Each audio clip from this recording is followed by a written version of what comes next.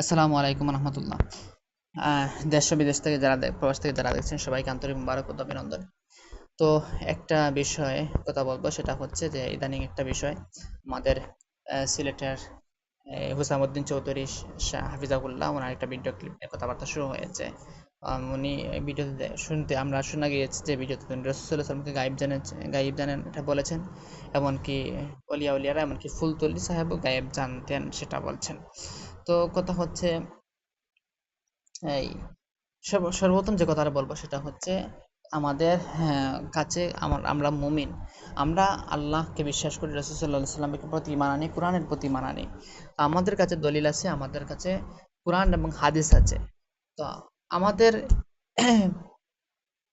হ্যাঁ, কোনো ব্যক্তি কেন্দ্রিক আমরা ইসলাম না, আমাদের ইসলাম হচ্ছে কোরআন হাদিস কেন্দ্রিক আমাদের ইসলাম। সুতরাং কোনো ব্যক্তি, কোনো জিন্দা কোনো ব্যক্তি যদি কোরআন এবং হাদিসের বাইরে যদি যদি চলে যায়, আমার তাহলে অতিভক্তির কারণে তার বিরোধিতা করতে যদি নাও পারি, তাহলে কমপক্ষে আমাদের এখানে চুপ থাকাটা উচিত।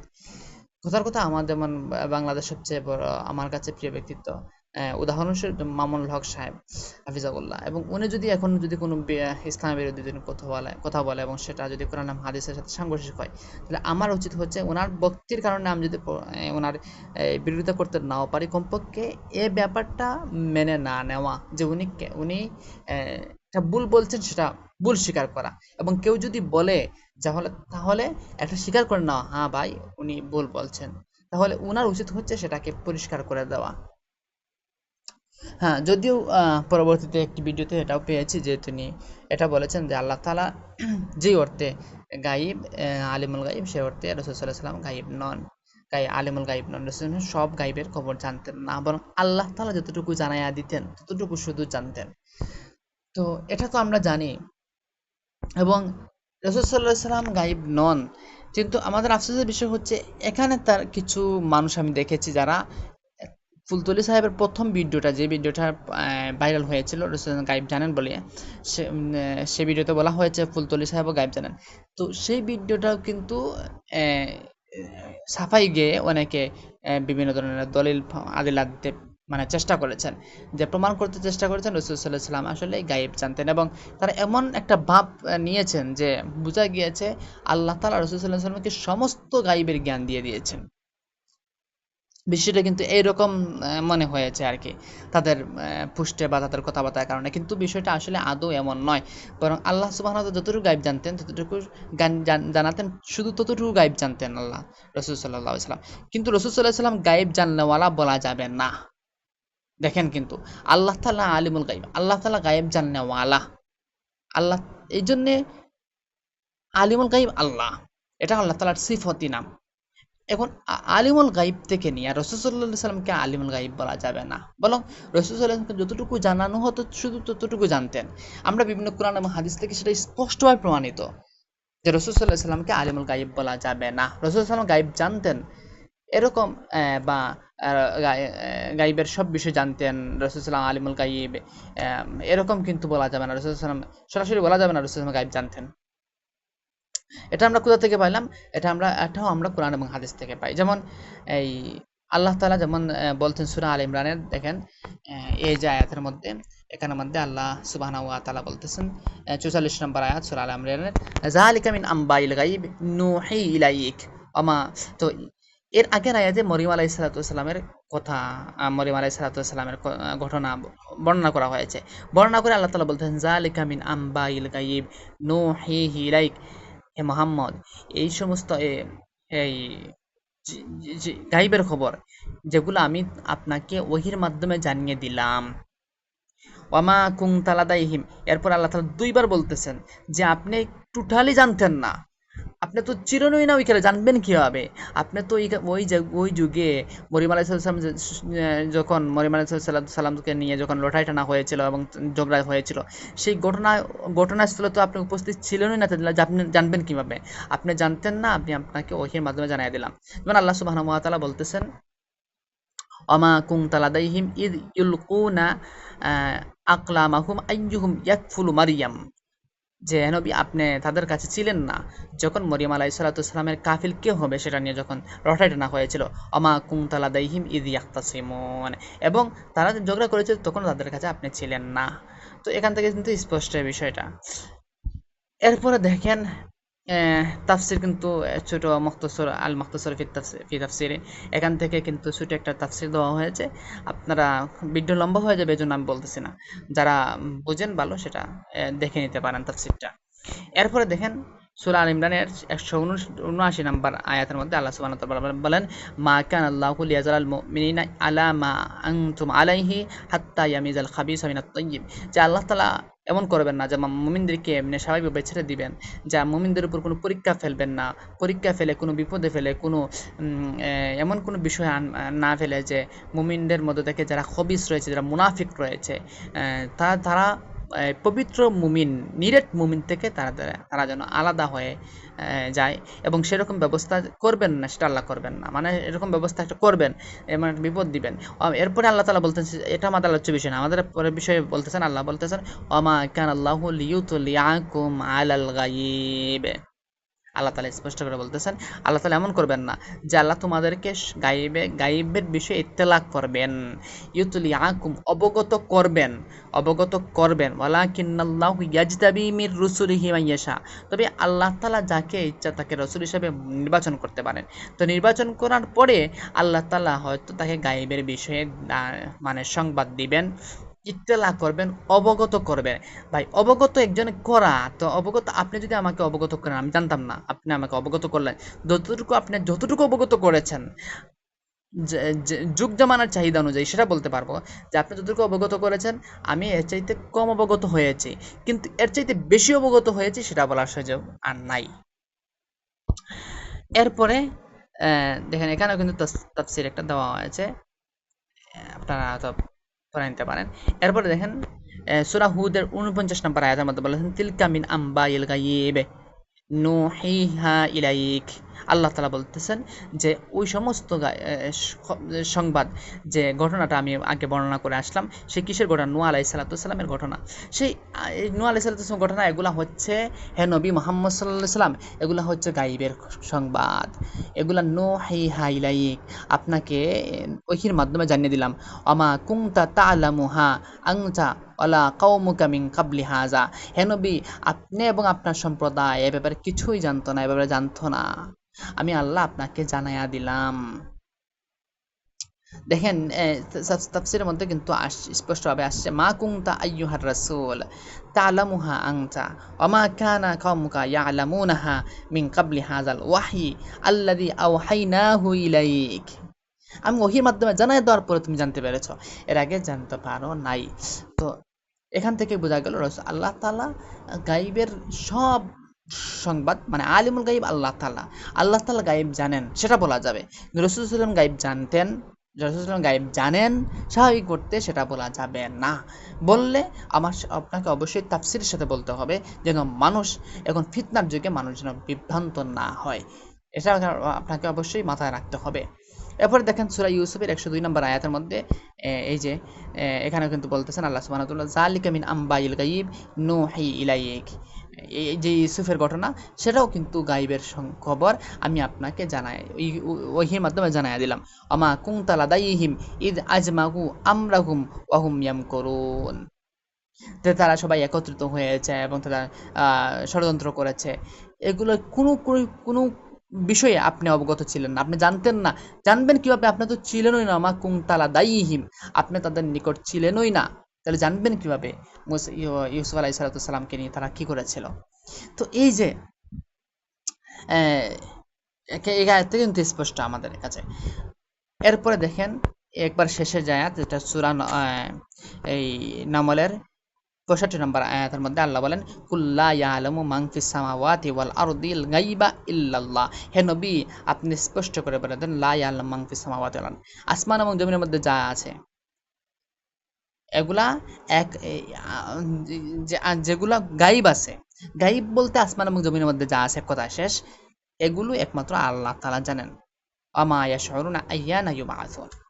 তো এই আয়াতগুলো থেকে আমাদের কিন্তু স্পষ্ট হয়ে গেছে যে রাসূল সাল্লাল্লাহু আলাইহি ওয়াসাল্লাম আমাদের স্বাভাবিক করতে গায়েব জানতেন না। এখন আসেন, রাসূল সাল্লাল্লাহু আলাইহি ওয়াসাল্লাম গায়েব জানেন, এরকম আমরা বলি না কেন, এরকম বলা যাবে না কেন? কারণ হাদিসের মধ্যে ভাই নিষেধ আসছে, হাদিসের মধ্যে স্পষ্ট নিষেধ আসছে, রাসূল সাল্লাল্লাহু আলাইহি ওয়াসাল্লাম গায়েব জানেন এরকম বলতে পারবেন না, আপনি বলবেন না।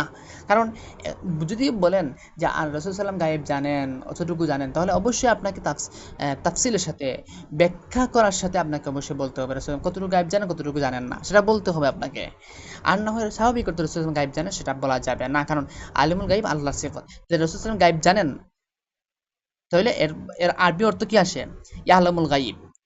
আন্না নবী সাল্লাল্লাহু আলাইহি ওয়াসাল্লাম ইয়ালামুল গায়ব, রাসূল গায়ব জানেন, অথচ ইয়ালামুল গায়ব একমাত্র আল্লাহর জন্য, লা ইয়ালামুল গায়ব ইল্লাল্লাহ। তো আমরা হাদিস থেকে দলিল দেখি, যেমন দেখেন, হাদিস থেকে আমাদের দলিলগুলো দেখবো। তো এই যে দেখেন সহিহ বুখারীর ৭৩৮০ নম্বর হাদিস।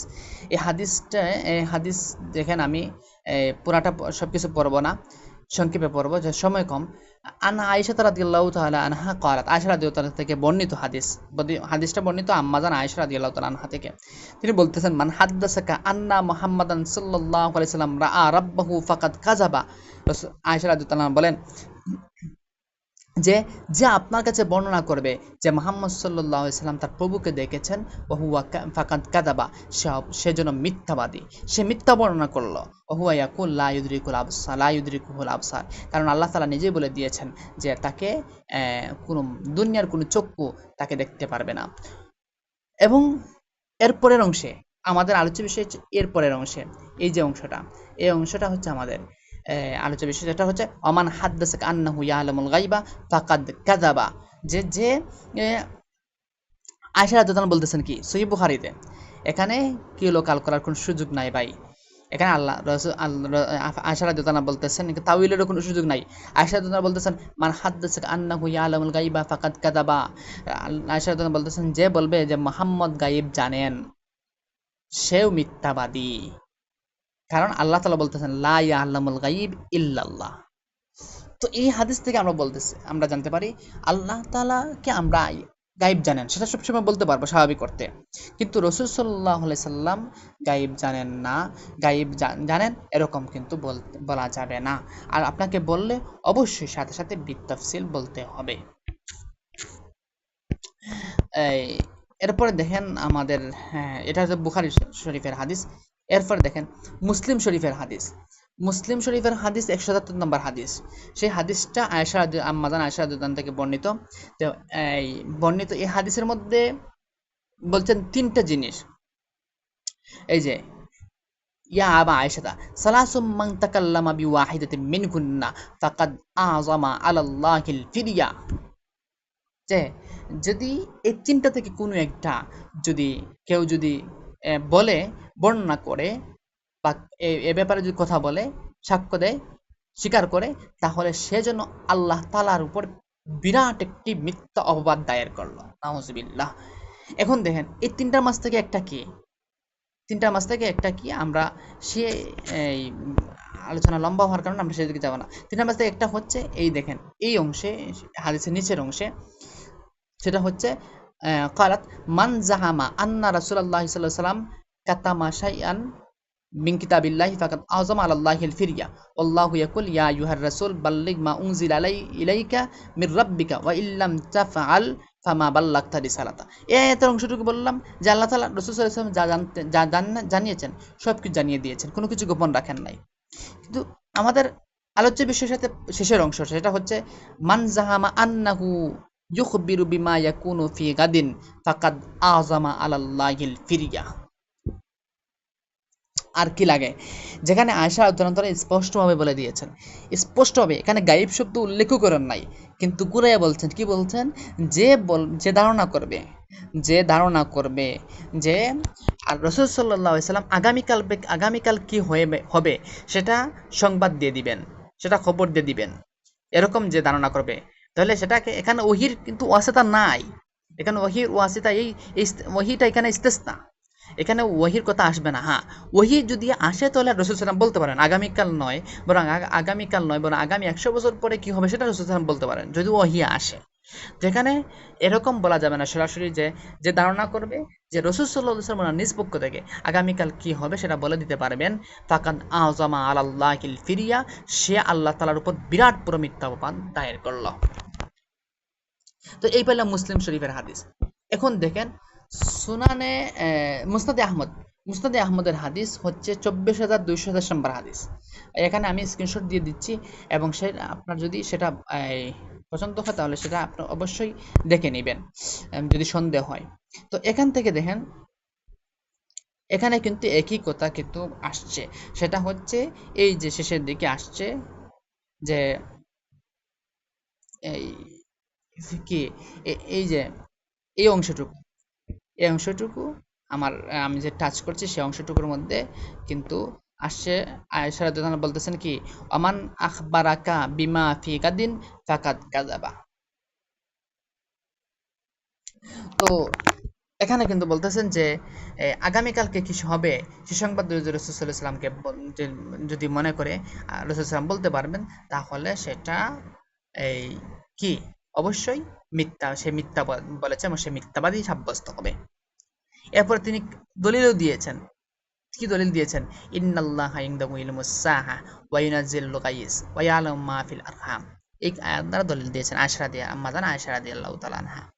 তাহলে এখান থেকে যে বলবে যে আপনারা যদি কেউ যদি এরকম যদি বলে যে রাসূল সাল্লাল্লাহু আলাইহি ওয়াসাল্লাম গায়েব জানেন, পরে যদি তাহবিল করে যদি, এটা করার কোনো সুযোগ নাই, কারণ ফিতনার যুগে হাদিসের মধ্যে নিষেধ আসছে মুতলাকান ভাবে রাসূল সাল্লাল্লাহু আলাইহি ওয়াসাল্লামকে শুধু গায়েব জানেন, গায়েব জানেন, গায়েব জানেন এরকম বলা যাবে না। অবশ্যই যদি আপনাকে বিতফসিল বলা যায় তাহলে মানুষরা বুঝবে, বিভ্রান্ত হবে না, এবং সেটা কোরআন এবং হাদিসের অনুযায়ী হবে।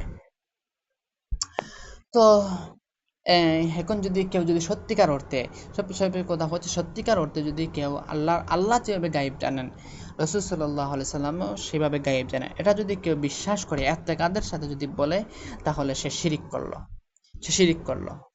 আর যদি এতেকাদ ছাড়া যদি এরকম বলে, তাহলে সে ভুল করলো। হ্যাঁ, সে তার এরকম বলা উচিত হয় নাই, বললে পরিষ্কারভাবে বলার উচিত ছিল।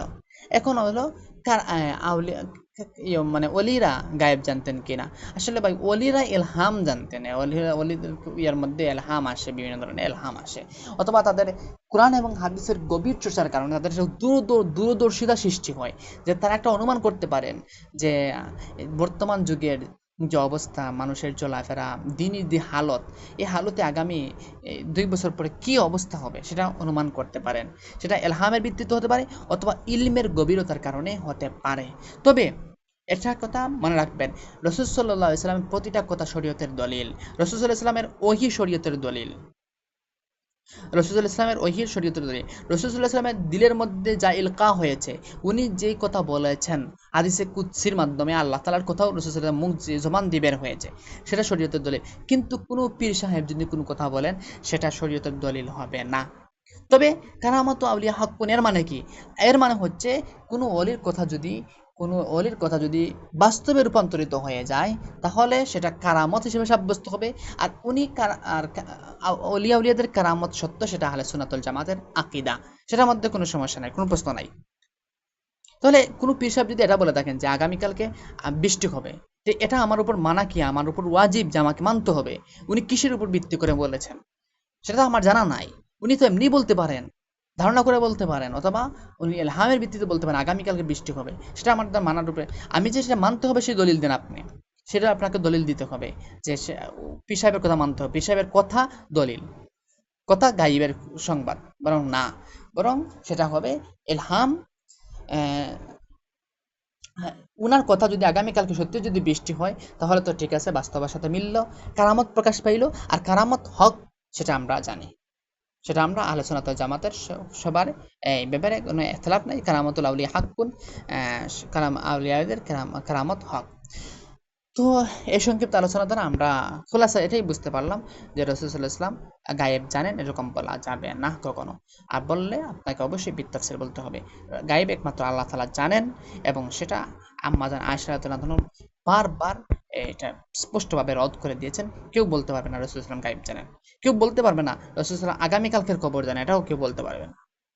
কোন ভিত্তিতে বলবে সে? তো রাসূল সাল্লাল্লাহু আলাইহি ওয়াসাল্লামকে আগামীকালকের খবর যদি না দিয়ে এর 2 দিন পরের খবর দেওয়া হয়, অথচ আগামীকালকে কি হবে? হাদিসের মধ্যে এমন অনেক হাদিস পাওয়া যায়, এই এক মুহূর্ত পরে কি ঘটতে যাচ্ছে, রাসূল সাল্লাল্লাহু আলাইহি ওয়াসাল্লামের সাথে কি ঘটতে যাচ্ছে, সেটা রাসূল সাল্লাল্লাহু আলাইহি ওয়াসাল্লাম নিজেও জানতেন না। হ্যাঁ, অনেক সময় এরকম অনেক হাদিসের মধ্যে পাওয়া যায়। হাদিস এজন্য আপনি সিরাত অধ্যয়ন যদি করেন, ভাই সবচেয়ে বড় কথা হচ্ছে হচ্ছে যারা এই ব্যাপারে বেশি বাড়াবাড়ি করতেছেন, এই আপনাদেরকে পরামর্শ দেব আপনার সিরাত অধ্যয়ন করেন। সিরাত অধ্যয়ন করলে দেখতে পারবেন রাসূল সাল্লাল্লাহু আলাইহি ওয়াসাল্লামের জীবনে এমন কিছু ঘটনা ঘটেছে যেটা রাসূল সাল্লাল্লাহু আলাইহি ওয়াসাল্লাম নিজেও কল্পনাও করতে পারেন, নিজে জানতেনই না। এক মুহূর্ত পরে কি করতো, অথচ রাসূল সাল্লাল্লাহু আলাইহি ওয়াসাল্লাম কিয়ামত পর্যন্ত অনেক কিছু সংবাদ দিয়েছেন, অনেক কিছু বলেছেন, এটা আল্লাহ তাআলার ওহীর মাধ্যমে। কিন্তু উনার সাথে, উনার জীবনের সাথে 1 মিনিট পরে কি করতে যাচ্ছে সেটা উনি নিজেই জানতেন না। তো এরকম অনেক ঘটনা আছে, এগুলো সিরাত না পড়লে আপনি জানতে পারবেন না। তো আল্লাহ তাআলা আমাদেরকে সবাইকে হকটা বোঝার উপর এবং হকের উপর আমল করার তৌফিক দান করুন। আসসালামু আলাইকুম ওয়া রাহমাতুল্লাহি ওয়া বারাকাতুহু।